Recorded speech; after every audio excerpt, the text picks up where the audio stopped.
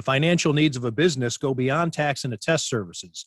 That's why CTBK goes beyond accounting services and offers outsourced solutions through their affiliation with CFO Solutions Plus. These additional services allow clients to focus on their operational and long-term strategic goals. Trust CTBK's outsourced solutions to provide cost-effective, value-added financial services tailored to your company's needs. Call CTBK at 716-630-2400. Again, 716-630-2400. Or go to ctbk.com to learn more about CTBK's outsourced solutions. TGAF is back from vacation. I'm sure everybody missed us. I am Tim Graham of The Athletic, here with Jonah Bronstein of New Bronstein Times, and Matthew Fairburn. He's also of The Athletic, and he is on location today. He is joining us from the Highmark Stadium. I had to remember what it was. Highmark Stadium, which is great for Highmark's investment. He's in the Orchard Park press box. Matthew Fairburn is. Jonah Bronstein, plant did not get moved. I did not, yeah. It's been a while. I'm out of rhythm. And I am coming to you from the basement office at Graham Central Station. This is Tim Graham and Friends, brought to you by CTBK. We have a lot to talk about, and I think that it is worthwhile, even though not a lot of this is fresh, but these storylines are so massive that people are dissecting them, and I still think they're worth talking about. The various things that have happened while I was on vacation, the Jack Eichel situation, particularly the statement that came out from his agents, and also an interview with the doctor who is recommending the disc replacement surgery. He has come out and spoken about the process, the Bills Stadium situation, and whether Austin is now emerging as the NFL's new boogeyman to replace Los Angeles, Las Vegas, and Toronto. And UB, a lot of stuff going on with UB. And Jonah's been all over that. The TBT attorney, UB football starting practice. But let's start with the stadium. Let's start with the Bills and their long-term future in Western New York and where they are going to play. Matthew, you've been out there at practice. I know you've been following this. You have not been on vacation. So what's your latest thought on having followed this and being around folks over there at One Bills Drive? I think this is fairly typical of how these things go when, NFL teams need new stadiums, which we could probably start there. The idea that all these NFL teams need new stadiums and have to have brand new shiny stadiums in every single market, I think is a little bit obnoxious. Like here, I'm sitting in this stadium right now, and I think it's a perfectly fine place to watch a football game. I think it suits this market pretty well. And it's one of a handful of places in the league that I think you can say that'd be a cool place to catch a game because of the environment, because of the history. The fact that the NFL seems to one by one want to get rid of all these places and replace them with stadiums that look exactly like the one in Atlanta, the one in Minnesota, these monstrosities that are lifeless. I mean, MetLife when you see them for the first time, Matthew, you think, wow, just wow. Just wow. Just wow. But I don't know. MetLife Stadium was the big thing. I think it's the worst stadium in the league. Every time I go there, I think it's just a terrible place to watch a football game. So I'd start there and say that I think that premise alone is pretty annoying. But I understand this building's old. It's been a topic basically since I've been here, and they, did the $130 million worth of renovations. This is sort of the opening stance, right? Of, hey, give us all the public money and we'll build this stadium. And if you don't, somebody else might do it. I think it's unfair to the fans in Western New York that after years of fearing this exact situation, that they're right back where they started. And I think it says a lot about Terry and Kim Pegula. And the people who sit here and think, oh, they would never do that. You know, they're Buffalo people. Like they saved Western New York. They would not do that to us. They absolutely would. They absolutely are not above doing that. But I do think it's a little bit more complicated than just picking a spot on the map and moving your team. But they don't have as much business in Western New York as they did a few years ago. They don't have near as much worth as they did a few years ago after the pandemic and what happened in the oil and gas industry. To me, though, I think where you can poke holes in it is Austin a legitimate boogeyman? You know, what teams in the past had an advantage with was. Well, let's maybe stop right there, Matthew, before we get into Austin. Let's revisit the Pegula state of mind, as it were. Now, we need to be a bit psychic in talking about this, but you gave some examples as to why they are not as entrenched in Western New York. I think that it should be pointed out, and a lot of people haven't mentioned this, is that one of Terry Pegula's best friends in sports is Stan Kroenke.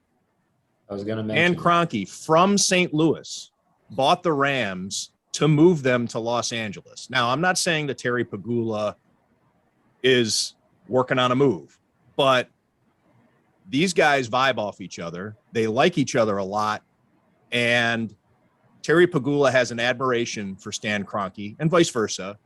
And this has been since Stan Kroenke moved the team too. It's not as though Terry Pegula has been turned off by Stan Kroenke and what he did to the Rams by extracting them from St. Louis and moving them to Los Angeles. So that's just something I want to mention. I believe he's on the record since the move. They voted for the move. And that was the whole thing with Ralph, was he never did that. And it was almost like, of course, you know, and one of the first owners meetings that I covered, it was either 2015 or 2016, at the little cocktail party that they have with the media and the owners and the coaches and the whole thing. Almost the entire night, from open till beyond past close, Terry Pegula was standing with Stan Kroenke and yucking it up, enjoying plenty of wine. Like, that is the circle he travels in at these things. You know, he's not with the old guard ownership. He's with guys like Stan Kroenke. And the complications Stan Kroenke went through to get the Rams to LA, he had a hockey team. You know, if anybody could offer him some advice, it would be Stan. And I know people like to attach emotional, like, as if Terry and Kim Pegula are friends, they're neighbors, they're the person down the street. But it probably is a lot healthier to think of Terry Pegula as Stan Kroenke. And St. Louis absolutely deserved to keep that team. The amount of time and money that was wasted putting together a fantastic new stadium plan for St. Louis, only for Stan Kroenke to say, yeah, actually, we're going to go to LA. It didn't matter to him at all. It was all just part of. And like he's from St. Louis. Right. He bought that team to move it. The city and, you know, the team put together this, you know, they had a good plan to keep the team in St. Louis, a good stadium plan. And he wanted to move it to LA and got what he wanted, got his big palace. And, you know, so that's the way these things go, I guess, is my point. Don't sit here and dismiss it out of hand. Right. And another layer to this too is the love fest that existed when Terry Pegula bought the Sabres, and even more so by multiples of 100 when he bought the Bills, and the release within Western New York of people saying, thank God, you know, crying, calling into WGR in tears, saying my grandchildren are going to be able to watch the Buffalo Bills. All of that, well, I don't want to say all of it. A lot of that is gone. And the Pegulas are human beings, and they, well, maybe Terry not as much as Kim, but the children, they know what's being said about them regarding the Sabres. They don't feel the love anymore.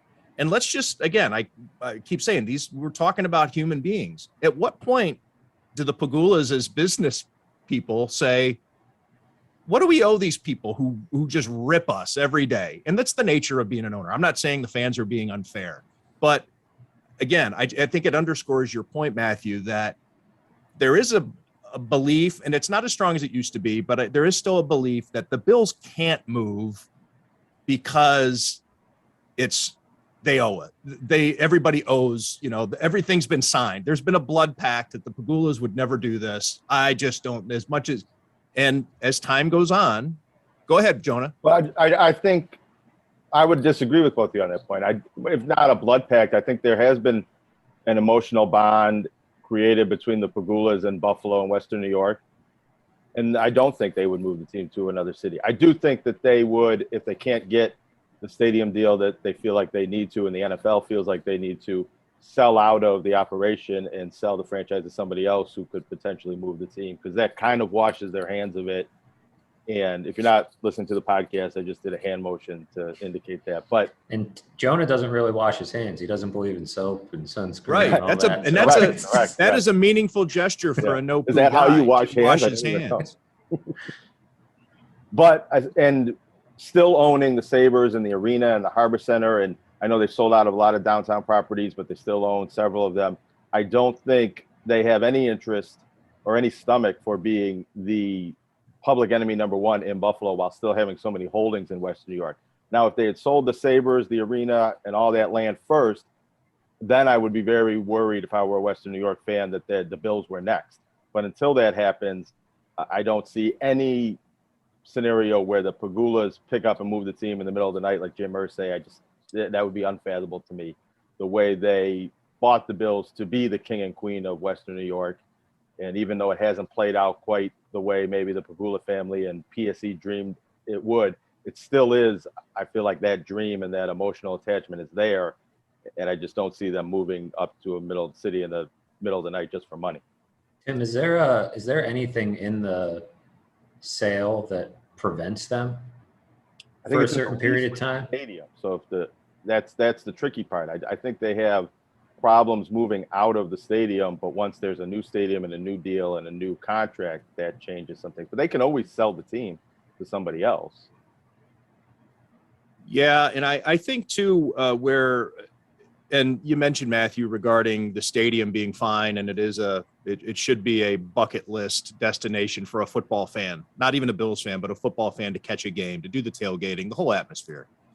But it is a 50-year-old building, and from what I understand, the infrastructure upgrades required, and that will be required fairly soon on this stadium, is about the cost of a third or a half of a stadium, a new one. It's getting to the point. I just had to take my car into the shop today.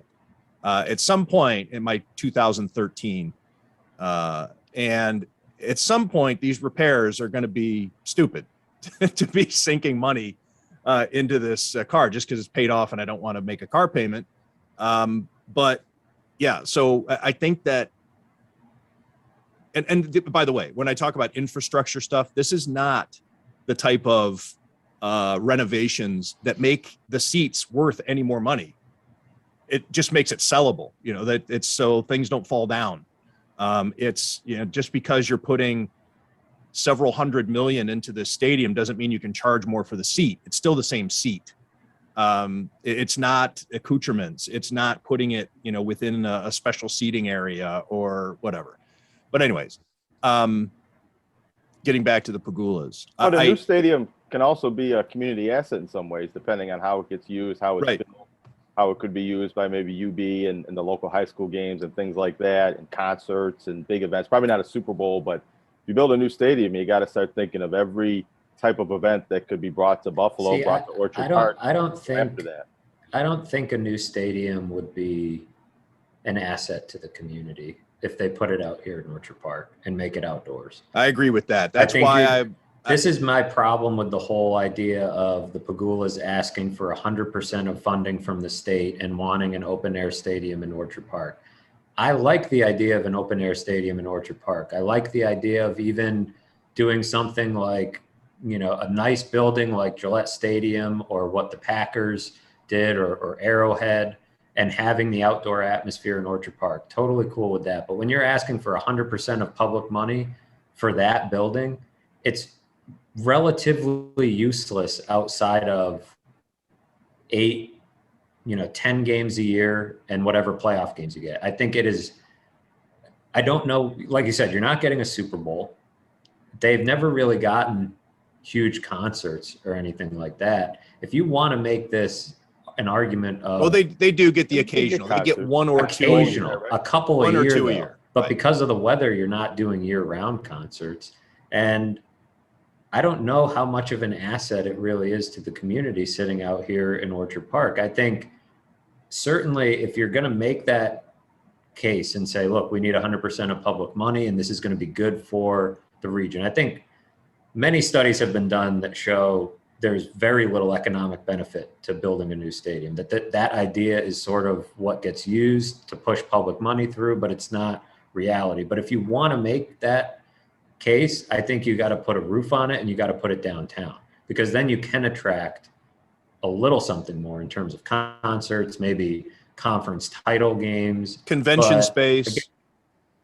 yeah, you can connect it to the hockey arena. You can figure something out to make it more useful. But from a football standpoint, and as a consumer of football, in Orchard Park, open air, I think, is the better football experience. And I think that's why Terry Pagula wants that in a stadium.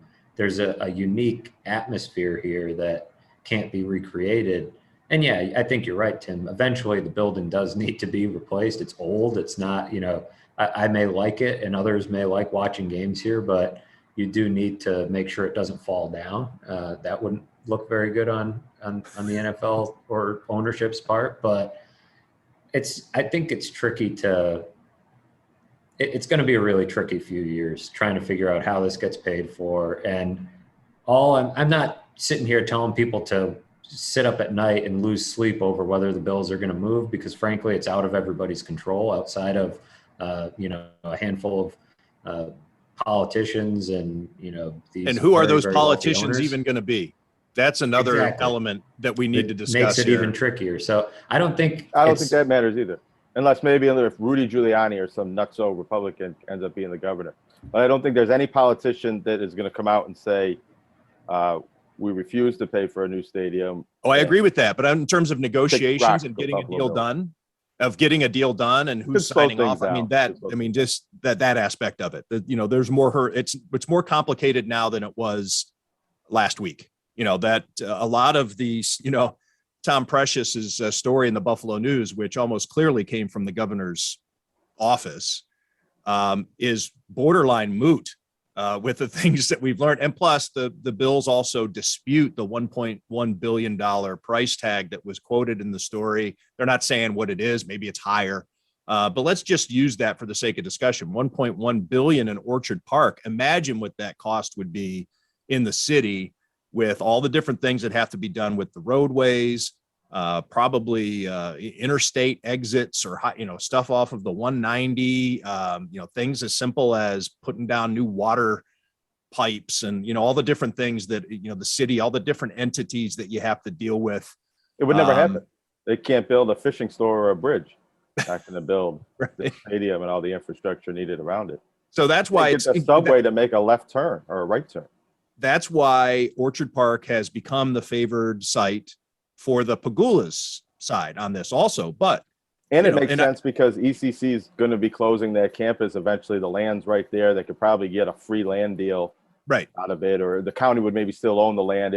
I think it fits like a glove with the current deal they have. It's just you're talking, the new business of NFL stadiums and the money involved and how that gets paid for. What are they going to do with Hammer's lot? That's the prime real estate. Some of these guys might make out. Some of these guys might get bought out and make more money off selling Hammer's lot, for example, than they ever made off selling parking in Hammer's lot. I think they should build them a statue if they do, though. One of those wooden deals in front of the big tree that falls apart with like the Chris Berman, Andre Reed statues.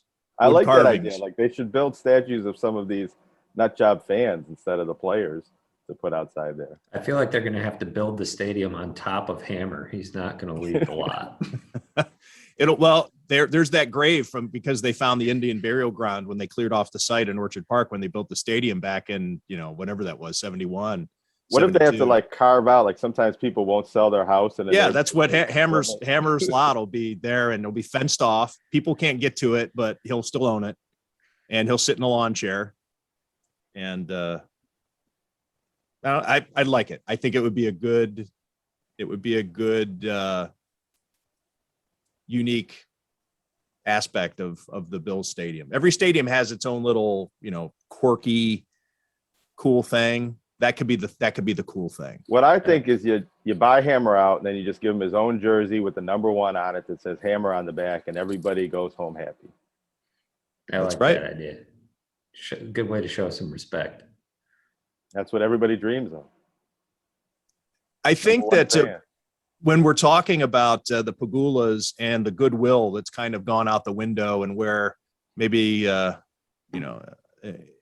maybe they're just not feeling the love, is what's going on with Jack Eichel, of course. I wanted to bring that up. His agents. Oh, no. Let's not change the subject yet. We wanted to talk about Austin as the new boogeyman.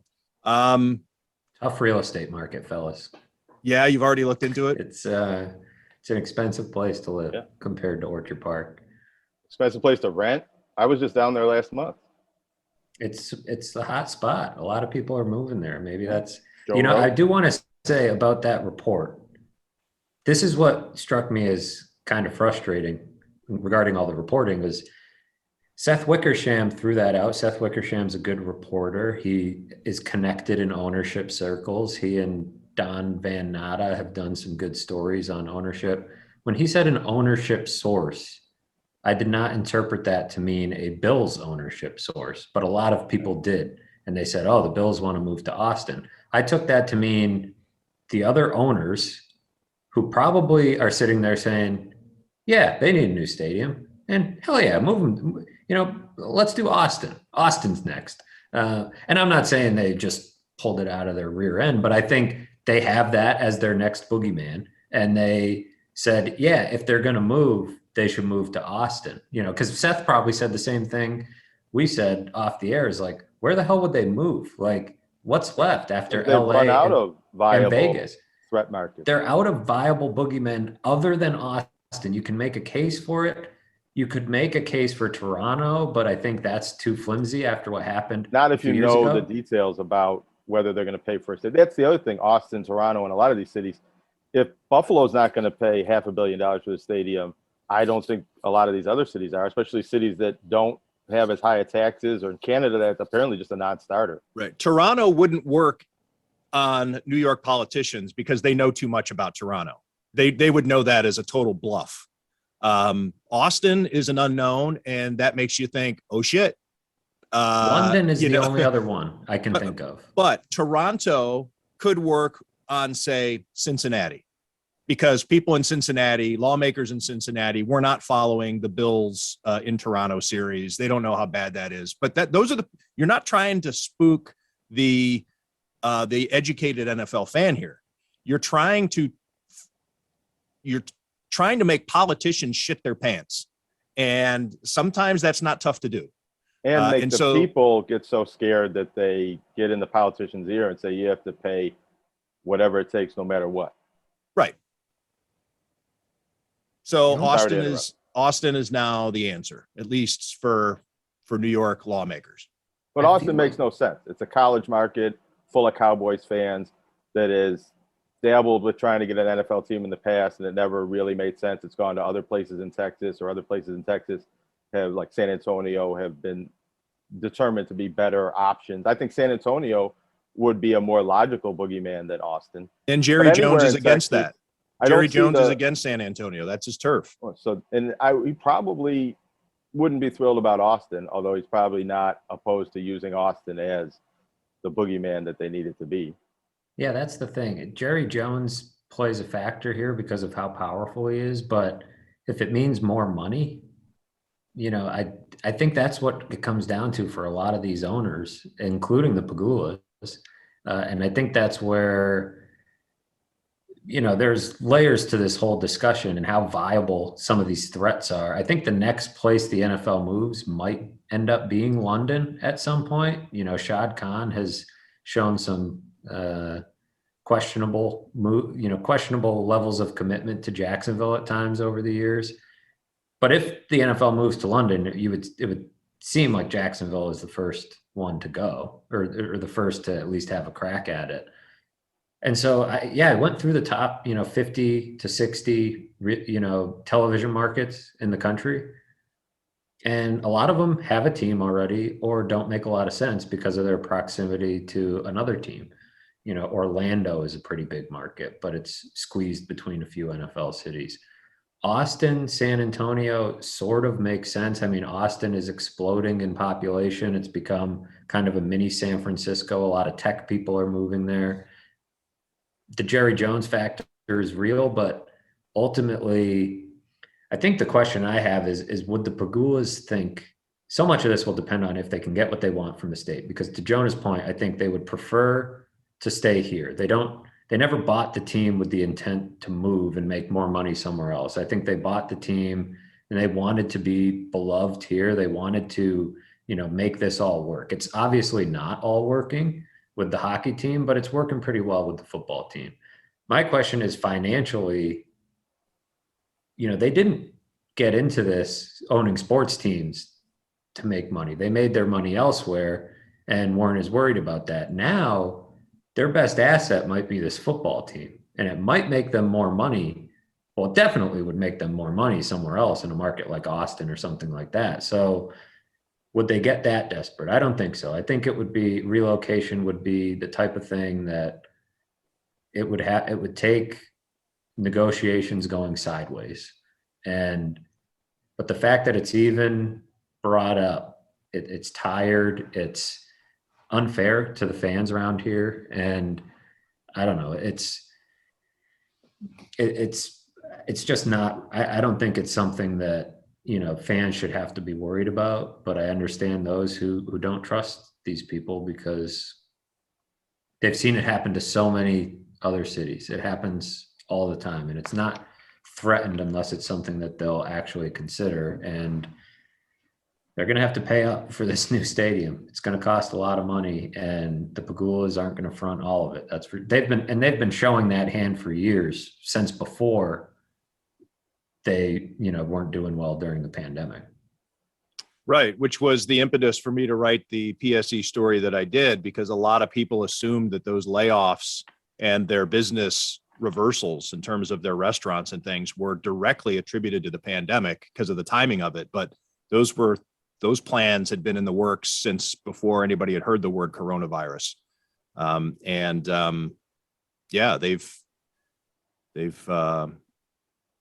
sure that they've had to rewrite their playbook a couple of times. And even when if they're that desperate for money, though, then the move is to sell the team or sell the Sabres, because then you get the cash. $2 billion they'd probably get for the Bills, if not more. Whereas moving a team to another location might increase their investment and net worth and things like that down the line, but I don't think it puts money in their pocket. In fact, isn't there relocation fees they would have to pay on the outset? And they're still going to have to pay, I think, something for a stadium. I don't think another city is going to build them $1 billion stadium and not. Well, that's how it works. I mean, when new place wants a team, they bend over. I mean, I guess, but I don't see another market that's bigger than Buffalo spending more than New York State and Erie County. When the chips are down, New York State and Erie County will pay more than any of these threat markets to build the stadium, I think. I think so too. And this is a rarity in New York. Yes, they did help out. There was some public assistance for the Yankees. I think Yankees was mostly in terms of things like bonds, civic bonds. There was help on Citi Field for the Mets. But New York does not have to go through this often. They don't have to worry about losing a team because the two NFL teams are in New Jersey. The baseball teams aren't going anywhere. Maybe you have to deal with it with the New York Islanders because it's a niche market. It's not really New York City, but I mean, people on here who follow hockey know what I'm getting at there. That's a different, but the Bills are really a politician like Andrew Cuomo or Kathy Hochul, whoever's handling this deal, the local politicians, the state politicians, whatever arms they need to twist. They're not held hostage all the time for sports teams. So I think that is where it becomes a little more palatable, a little more doable than in a place like California, where there are however many, teams that they would have to, like San Diego could not get a stadium built. And a lot of the reason is that because we can't do it for San Francisco and we can't do it for Oakland and we can't do it, so California just can't do that. New York, it's as heavily populated as New York is. The Bills are really the only team they need to worry about.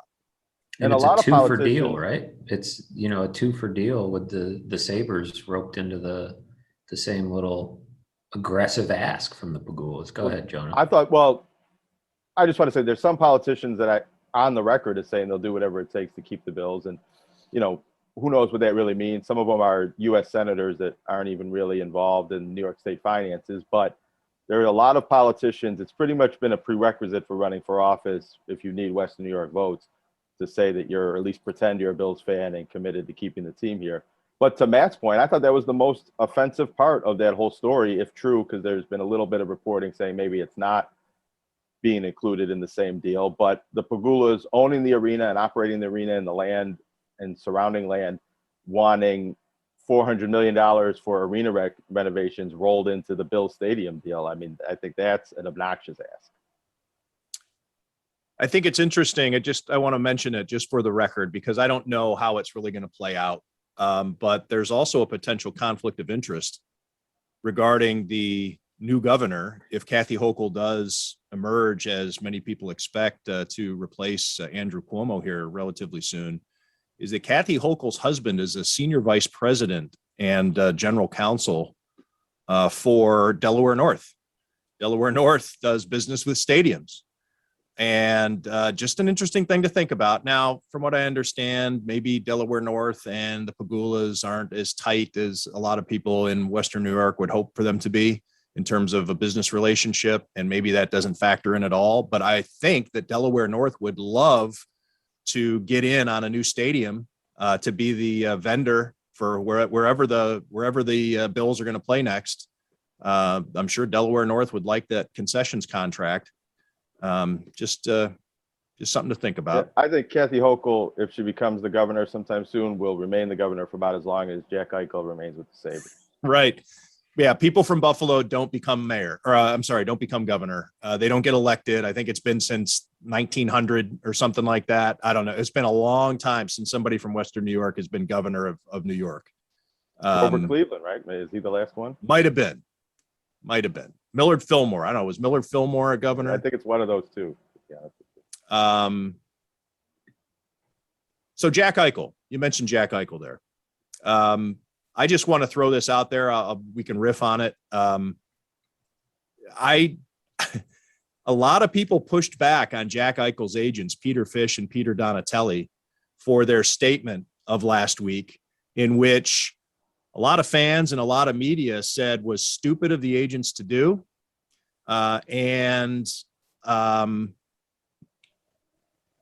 Because it lowered Jack Eichel's leverage, because it puts the Sabres in a tougher position to trade him.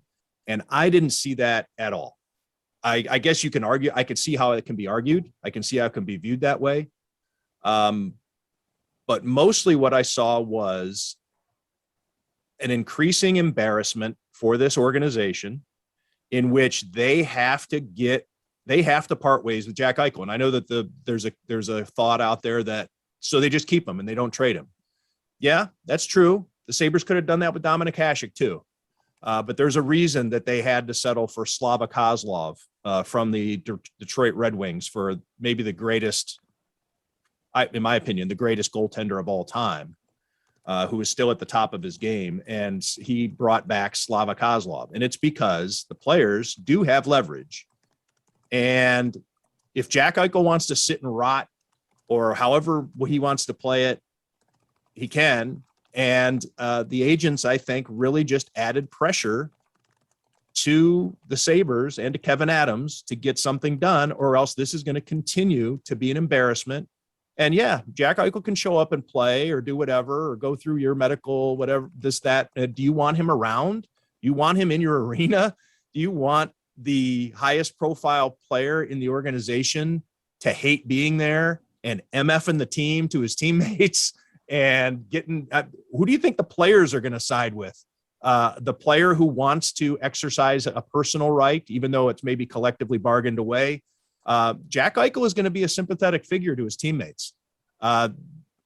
He is. So I don't know. I just didn't get the immediate, oh, these guys are stupid. I just didn't see it that way. I don't think it was genius, but I don't think it really hurt them that much, and might actually be the thing that forces them to cut bait. Well, forget his teammates and what they think, because whatever, they've been harping on how bad they want guys who want to be there and, everything else. So maybe they don't like him. Who cares? What about his peers around the league? I think that's probably the most important aspect of this. I'm sure Jack Eichel has a lot of friends around the NHL. I know people around here don't think he's a very likable guy, and he can be surly to the media. I think he's pretty well liked, well respected around the league. Strikes me as a guy who gets along well with other stars. He's skating in suburban Boston right now. What's he saying about the Sabres? What does this look like if the Sabres hold him hostage when you're trying to, drum up Buffalo as a place to come play? Because eventually you need to sign some free agents. And I know everybody says winning will solve it, or you throw money at guys. Well, I don't know. If you look at the star player, the franchise savior, the guy who, and you treat him like this while he's there and going out the door, I think what the agents were doing was trying to control the narrative on his health. They've gotten that doctor out to do an interview. Whether that was the agent or however that was set up, I don't know, but stands to reason. They gave him the go ahead. And now you're sitting here, to me, yeah, you could hold Jack Eichel hostage. You absolutely are well within your rights to say, we're not trading you. You can sit out and claim you're injured or whatever else. But I don't know how that helps anybody. It doesn't drive up his price. The longer he sits around, the more his price would go down, I would think. I don't see a team magically saying, oh, this guy sat out half the year, let me throw in an extra first round pick or give you that extra prospect you were asking for. A lot of teams will have moved on. If you're trading for Jack Eichel, you have to build a significant portion of your offseason around that idea. And I think that's why the agents are so pissed off, is because if you're not going to do it before free agency and around the draft, a lot of teams might have to move on because they've done other things and committed money elsewhere.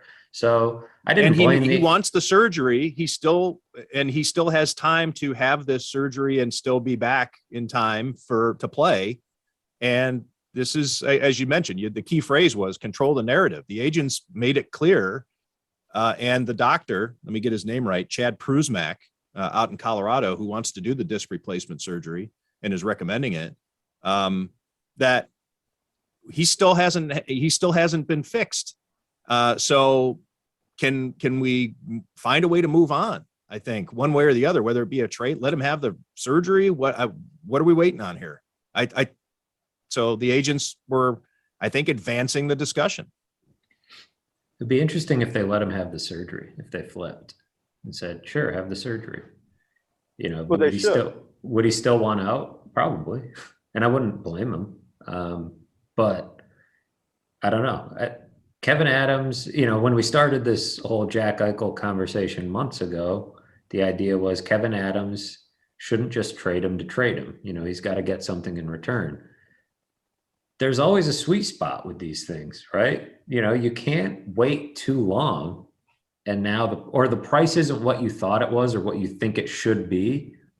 The market is the market sometimes. And I think it may have been smart to take the best offer you could get and move on, because maybe Jack Eichel isn't as valuable as he thought he was.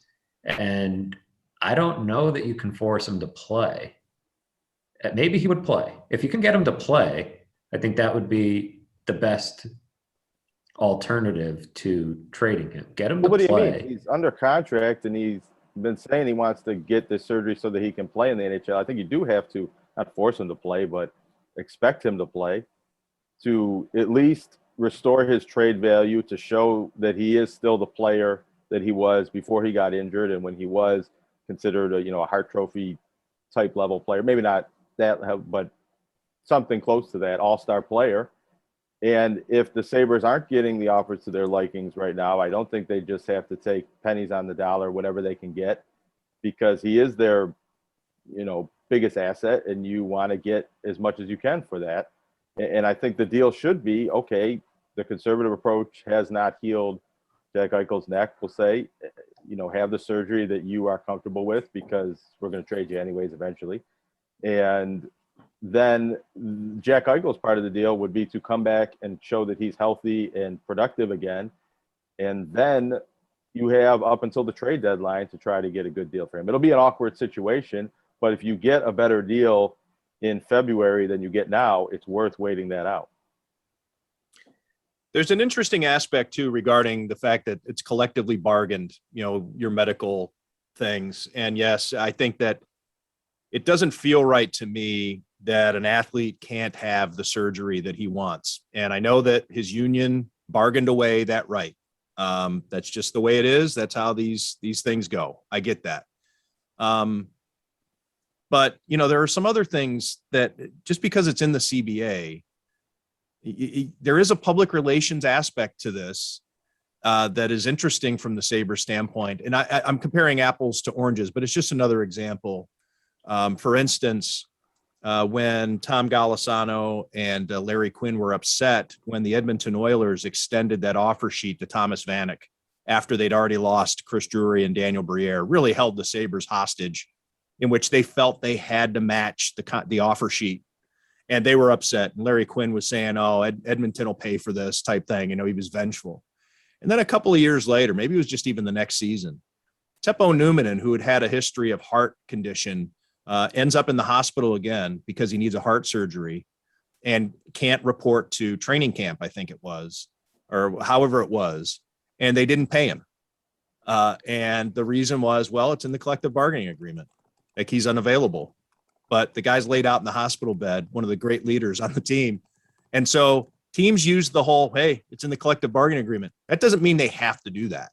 And that's where the PR aspect comes back to where, like Matthew was saying, is what are other players seeing? I mean, what's the cost of holding so hard on the collective bargaining agreement regarding this? And of course, this is never been done before with a hockey player. I understand the trepidation.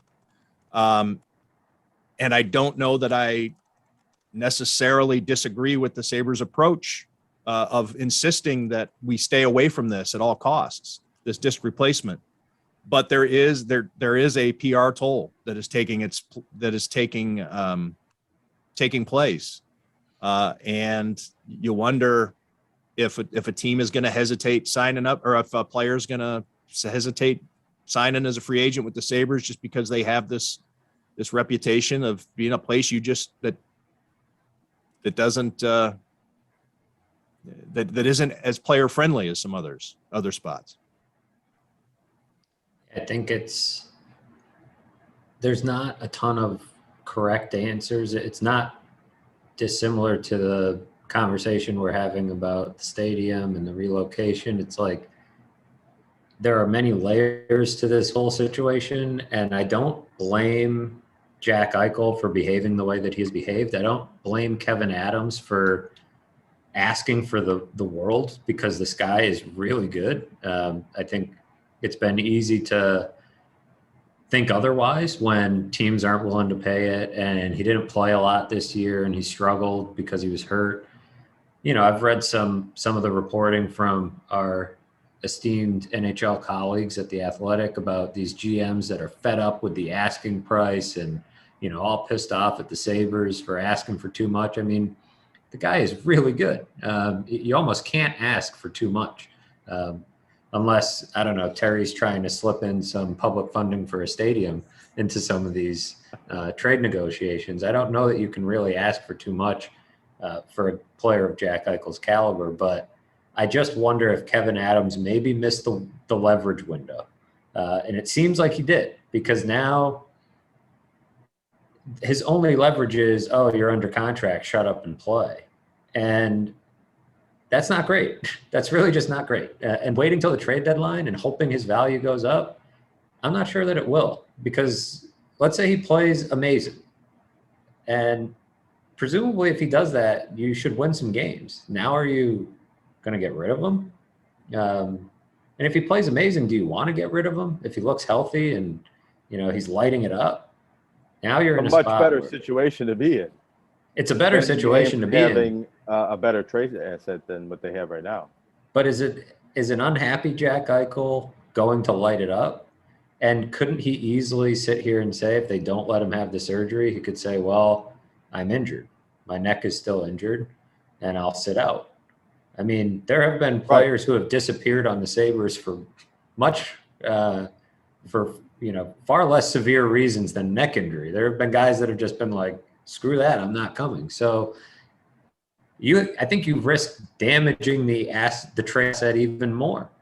When it comes to a neck injury too, I mean, one of the, it's like Jarris Bird with his plantar fasciitis of a few years ago. Fasciitis is one of those injuries that can't be diagnosed with an MRI. It's just because of the tissue, the nature of the tissue. And if he says he can't go with plantar fasciitis, he can't go. Similar to, and I'm not saying he did this, but he could have, Percy Harvin and his migraines. If you have migraines, that doesn't show up. That doesn't show up on an MRI. It doesn't show up on an X-ray. And you got a neck injury. You need a disc replacement. Here come those migraines. But then Matt, when we don't want to do the podcast because we got a bad foot or a migraine, Tim's like, I need a doctor's note. Right. Right. I was going to say, sometimes, episodes of TGAF get delayed and mysterious migraines pop up at Graham Central Station. I've never seen an MRI. No, and you never will. They don't exist. You can't do it. If I could make one quick point about Kevin Adams, and I think this is why he's in a tough position, somewhat of his own doing and a lot not of his own doing. He has to, the success of this trade will determine the success of his tenure as general manager. And if he doesn't get a good return for this trade, if you can't point 2 years later and say there's some good prospects or some good players or good picks that they got from that Jack Eichel trade, when he gets fired, that'll be in the second or third paragraph of the story, that he lost the Jack Eichel trade or he didn't get anything for trading these three guys in this offseason. If this doesn't work, then he's not going to be working for the Sabres for much longer. Kevin Adams got the job because Jason Botterill lost the Ryan O'Reilly trade. Exactly. Sure. Great. And he made that trade because everybody said he had to. He made that trade because it was like, well, now you absolutely have to trade this guy. And so he got raked over the coals. And so that's where I say there's some layers to this, because I do respect what Kevin Adams is doing. He wants to get maximum value for the player, for the asset. He doesn't want to be Jason Botterill 2.0. He doesn't want this to be the Ryan O'Reilly trade where Jack Eichel is chugging Guinness out of the Stanley Cup in a few months. And, it's like that played side by side with Buffalo, I'm coming for you, while he was chugging Bud Lights at BU. He doesn't want to be that GM. And so it's a really hard situation. I think maybe he hopes it can, worst case scenario, it's like the Packers and Aaron Rodgers, right? The Jack Eichel starts posting some Michael Jordan pictures on his Instagram and shows up to Sabres training camp with long hair and sunglasses. Who would be Jack Eichel's Reggie Cobb? That's the problem. Sam Reinhart. Well, it would have been Sam Reinhart, but he's gone. Who is he going to insist that they trade to get back? If they want to make him happy, I need my Reggie Cobb. Who was the kid that he played with? Vander Kane. Wasn't Sheary his guy? Sheary, there you go. Maybe they could have Jimmy Vesey. Maybe they can Evan Rodriguez, his BU buddy. maybe they can bring in Jake Kumaro at least to talk, have a chat about what it's like, just to be Ryan that O'Reilly, guy. didn't they love playing together? Probably. No, they didn't. I would think. All right. I want to talk about UB because a lot of stuff's been going on there. Jonah Bronstein's been all over it. He was down in Dayton covering TBT. I saw a image of you interviewing the new UB football coach at there's a video at buffalonews.com in which Jonah Bronstein is prominently in the camera lens. What am I looking for? What's the phrase I'm looking at? He was in the frame. line of He's in the sight. shot. He was in the shot. So Jonah, tell us let's start with TBT. That was pretty cool. It was pretty cool. It was fun event overall because I caught a lot of games there, not just the Blue Collar U Buffalo alumni team games, but I wasn't there to the final, but the Syracuse team, Boeheim's Army, won the TBT championship for the first time in 7 years. And I like the brand of basketball, the way it's played, the ELAM ending where you play to a certain score, the FIBA rules, the officiating allows it to be a little bit more physical. I think it's a bit of a better television product than college basketball, with players, for the most part, that the television audience and the fans already know and know their personalities and identities and who they are. And I think there's a lot of fun watching these alumni teams come back together and remind you of the glory days or to show you new aspects of their game. And a lot of times they're better players from playing overseas. And the Buffalo team made a good run. And they were entertaining to watch the way they play and the storylines and the people that they have. And, I'm working on a story that's going to be in the Niagara Gazette tomorrow, if not the next day, that the wheels are in motion and they're trying to bring this event to Buffalo, if not next year, in a future year, if they can find a suitable venue. The tournament wants to do this. The Blue Collar U team and the boosters behind that really want to have. What's a suitable venue, Jonah? Because it would seem that they have their options for an event like that, they whether have it be options. downtown or at UB.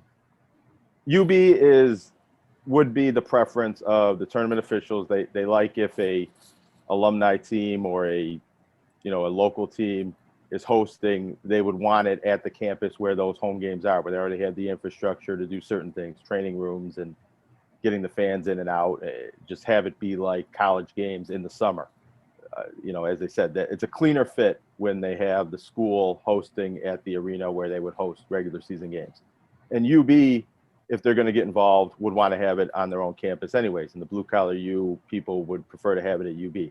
The problem with Alumni Arena currently is that it doesn't have air conditioning, and a summer event, that's really a non-starter with the TBT. If the floor gets too humid and slick, there's an injury risk for the players. That's what I was told, that they would either need to bring in some sort of air conditioning solution in order to have it at Alumni Arena. But there are other gyms in Western New York that do have air conditioning, ECC being one of them, that at about 3,000 seats is a little small, but fits mostly what TBT venues tend to do. And the arena downtown being a possible option, but probably too expensive and a little bit too large for this TBT event. But I wouldn't rule it out. I think if some financial backing got involved to pay for it and have the Syracuse team and the Bonnet team and the Buffalo team and maybe even another locally connected team that will draw interest and draw fans. If they sell enough tickets, that will pay for what it costs to rent out the arena and play there in the middle of the summer when really nothing goes on at that arena.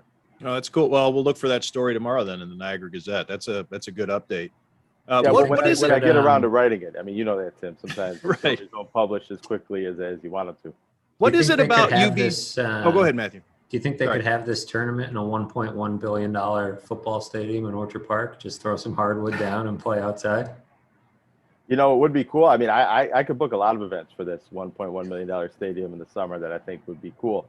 Basketball in an outdoor venue, it's been done. I mean, they play in football stadiums for the Final Four. Usually you need a dome cover, or you do it in the middle of the summer with some sort of giant tent structure. And I don't think that's going to happen. But aircraft carrier?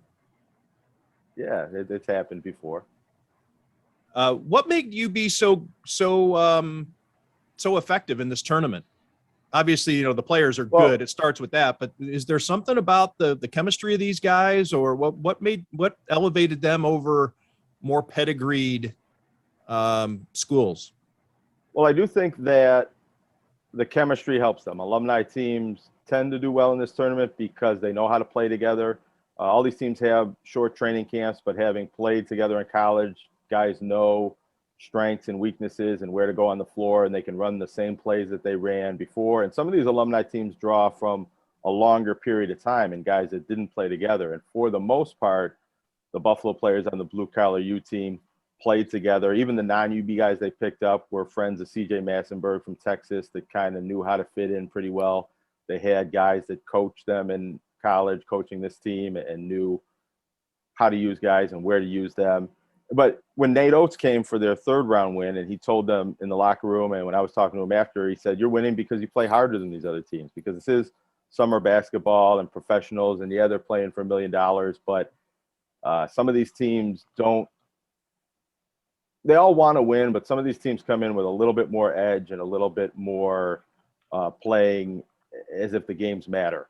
Because some of these guys play for bigger money overseas, and they're just trying to not get hurt, or they don't know their own teammates. And so I think that helped this Buffalo team that, one, they knew each other and they knew how to play together, and two, they really were coming back to try to do better in this tournament than they did in the NCAA tournament. They won 2 games together in the NCAA tournament, but never got out of that second round. And I think they took some pride in getting to, I'm not going to call it the Final Four, but it was as far as advancing in the Final Four in the NCAA tournament. And I think they took a lot of pride in being able to win 4 games in this tournament, having only won 1 game in the NCAA tournament before.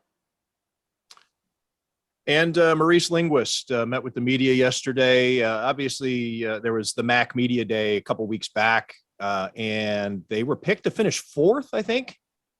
Yeah, well, there's a lot of uncertainty. They've been picked all over the place in different polls that I've seen. I didn't get a vote in that media poll, so I don't really take it that seriously. But there's other magazines and different prognosticators. I think I've seen them between 4th and 2nd. Not too many places have I seen them picked as the favorite to win. But you know what? They're not the defending champions, so maybe they shouldn't be picked to win. Yeah, I'm just surprised. I think they do have a lot going for them. They do have key returnees all over the place. And do you think it just comes down to the fact that it's a new coach? If Lance Leipold's still there, are they more favored? Yeah, and there's other good teams that are bringing a lot back. You know, a lot of college football players are coming back, or, you know, a lot has to do with the transfer portal. They lost. So it depends on how closely you're looking at things, because they did lose, 5 guys to Kansas. I think they lost 6, 7, or 8 different players in the transfer portal after the coaching change, and a few even before that. Jared Patterson going to the NFL. He was not only the most productive player, but their biggest name player. In Buffalo, a lot of people seem to know that Kevin Marks was very productive and a capable replacement. But if you're not that close to the situation, you might not really know that there might be no drop off at running back. I think that the combination of the coaching change and the players that they lost knock them down a little bit of a peg, and they still could win this league. But I'm not really surprised that they're not favored to win the MAC, which I thought maybe they would have been if Lance Leipold and the whole team came back. Because coming out of the spring, it looked like they could have a returning starter at just about every position. Now, they lost 3 of their top 4 wide receivers. They lost 2 or 3 starting offensive linemen, some starting defensive linemen. But they brought in grad transfers and replacements that could be just as good or better. But we don't really know that, and people outside of Buffalo especially don't know who's coming in and how good they're going to be. I wanted to ask you before we wrap it up, just I don't know if you have any inside information on this, or just if you've given it any thought, but with Syracuse having fired its women's basketball coach, Felicia Leggett-Jack in Syracuse, any possibility there? I think it's a very good possibility of happening at some point. I think they're going internal. They have an interim coach for the rest of the season. I don't know if that was announced. I think it was, but if it's not, that seems to be what everybody expects they'll go for one season. And then Felicia Leggett-Jack has already come out and said that she's interested in the job, and that people at UB, Mark Allnut, know that she would have interest in that, and that it's going home, and it is part of something that would attract her. I think it's good for UB that it's not happening so close to the season now, late in the off season. It would really disrupt the UB season if that were to happen now. It could hang over the heads of the UB team if they know their coach is out the door. But you know what? They're a veteran team. A lot of these players are seniors, and you know, college players are looking ahead to the next step as well. They're not all seniors or all going to the WNBA. But I think if everybody knows this is our last run together, then coach leaves and maybe a lot of the players leave too. I don't think that would really disrupt the chemistry of the team for one season. All right. What else do we want to talk about? I think we got through most of it. How's Matt's golf game? Well, I made it into the 80s for the first time in my life. A couple weeks ago with a friend of the show, Chris Baker, and loyal listener Ravi as witnesses. I had not played in a long time because, as some listeners know, I became a father recently. And so I was probably off the course for about 6 weeks and had my best round ever when I came back. So fatherhood has given me a new perspective on the golf course and really helped my scores. Chris Baker always has opinions on that type of stuff. Why does Chris Baker think that you played so well after 6 weeks off? Chris Baker. I know you talked about it. Funny story was that over the winter, we golfed together a lot last year. I had never golfed with Chris Baker until a year ago, and we golfed a ton. And, you know, I'm not very good, but I had been making some slow improvements. And over the winter, he made a prediction that on July 15th, I would have my first round in the 80s with an 86. And he said it will be your first round back after the baby comes. And my first round back was July 23rd. So he was a week off on when my first round back would be, but I shot 87. So he was pretty close.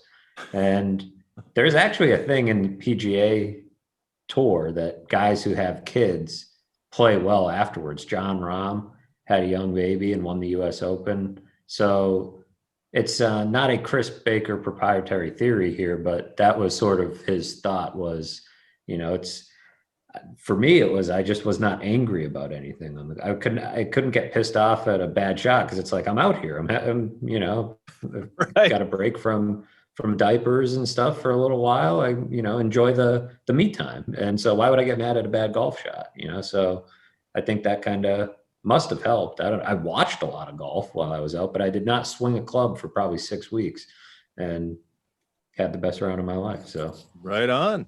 I played golf for the first time in probably 10 years when I was in Austin, Texas, and I didn't play that great. I didn't keep score. I only kept track of how many balls I lost. And You didn't have a baby. You need a I didn't baby. have a baby. Wasn't lactating like Fairburn. Maybe that helps the game. I don't know, whatever it was. I'm playing again Sunday, and I have a feeling I'm going to play terrible. Now it's going to be all in my head, and I'm going to be. I still haven't screwed golfed, up. but I have a story coming out tomorrow about a famous golfer. The Athletic, check that out. That is true. Athletic.com. That's very true. One of the world's most famous golfers, in fact. Yeah. Check it out. Tiger Woods.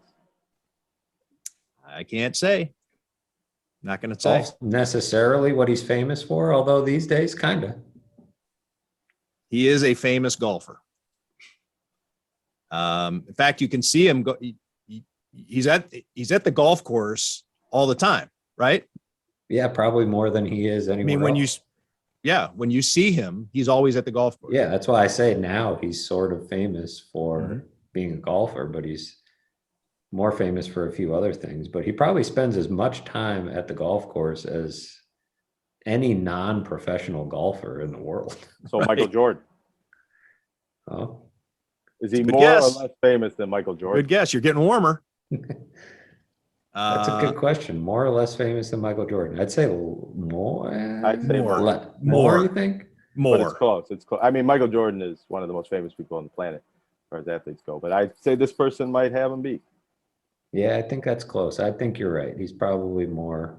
There's got to be a way we can quantify that, but I mean, he did used to be president. He is Barack Obama that we're talking about here.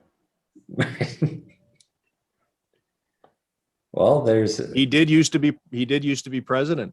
That's a good clue. If it's true, if it's a accurate clue, it's a good one because I was gonna crack a joke, but Tim actually might have another story coming on another guy. So I can't even make jokes with it. I don't want to give anything away. I'm gonna stumble into something here. yeah, I stumbled into something this week.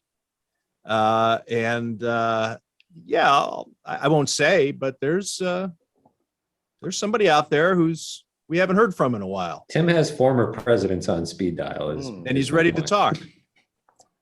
I'm interested in this. I have my theories. All right.